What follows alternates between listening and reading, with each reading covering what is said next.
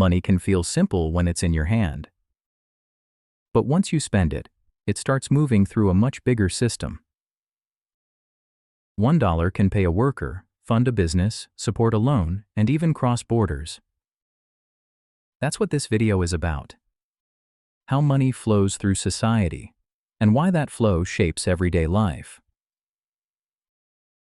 Most people think of money as something they earn, save, or spend.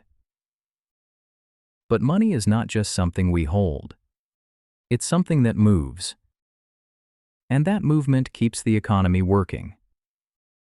When money moves smoothly, businesses grow, jobs feel safer, and people feel more confident.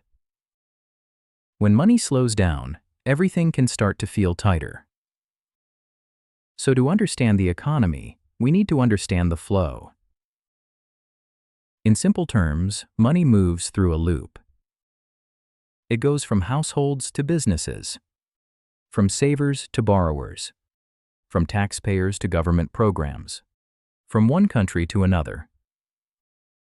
And the whole system depends on that money staying in motion. At the center of everything is one basic idea. Your spending is someone else's income. And their spending becomes someone else's income too. That simple loop is the foundation of the whole economy. But in real life, the loop is not perfectly closed. Money can leave the loop. Money can re-enter the loop. And money can move faster or slower.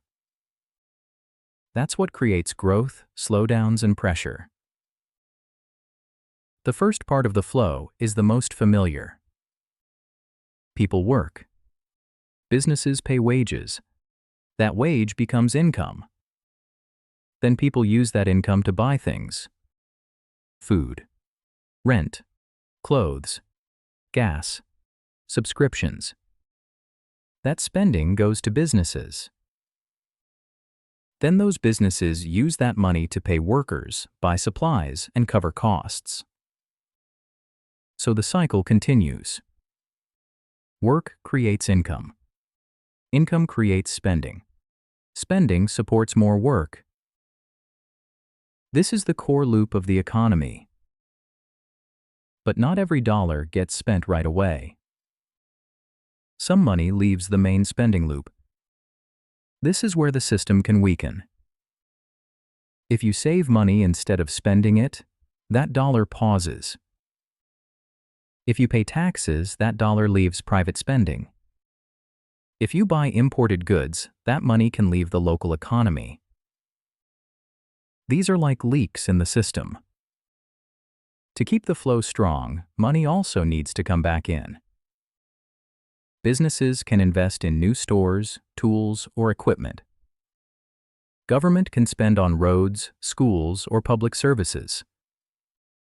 Other countries can buy our exports. These are injections. If leaks are bigger than injections, the economy can slow down. If injections are strong enough, the flow keeps going. Now let's look at what happens when money is saved. Saving does not always mean money is doing nothing. Banks and credit unions help move that money. They take deposits from savers. Then they lend money to borrowers. That could be a family buying a home, a student paying for school, or a business opening a new location. So money that pauses in one place can start moving somewhere else. This is important because it connects people who have extra money with people who need money now. That helps the economy grow over time. Savings become loans. Loans become spending.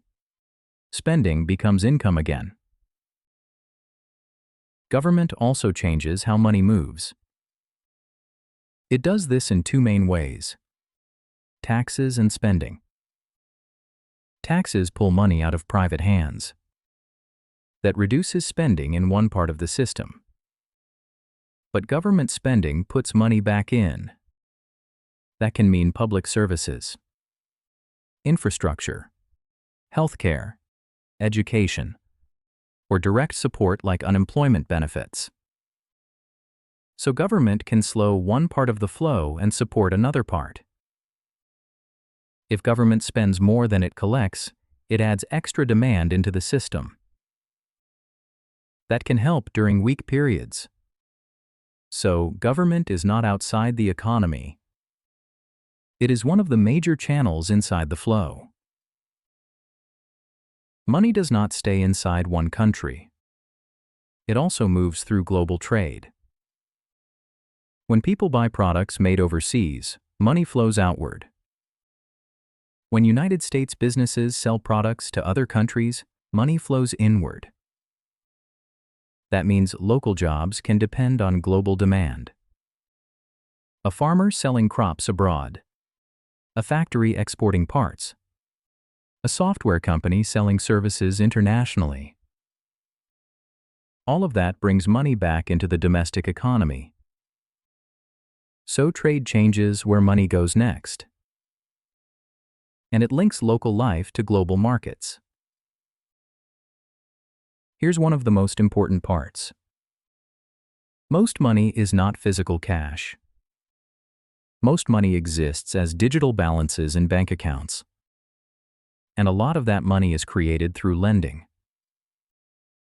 When a bank gives a loan, it usually creates a new deposit in the borrower's account. That means new spendable money enters the system. The borrower can now buy a car, pay a contractor, or purchase a home. That new money starts moving through the economy. Later, when the loan is paid back, that money is removed from circulation. So credit does two things. It can expand the flow, and it can shrink the flow. That's why lending matters so much. When credit grows, money can move more. When credit dries up, the whole system can feel tighter. When you put it all together, money is not just income. It's a moving network. Households earn. Businesses pay and invest. Banks redirect savings. Government taxes and spends. Trade moves money across borders. Credit expands or contracts the system. And one more thing matters. How fast people actually use money. Even if the total amount of money stays the same, the economy feels stronger when money changes hands quickly. And it feels weaker when people stop spending, stop borrowing, or stop investing. The system works best when money keeps circulating through all these channels at the same time. So the next time you think about money, don't just think about how much you have. Think about where it goes next. Because every dollar is part of a much larger flow. It connects workers, businesses, banks, governments, and even other countries. And once you see that flow, the economy starts to make a lot more sense. This is Simplexplain. Complex ideas, simply explained.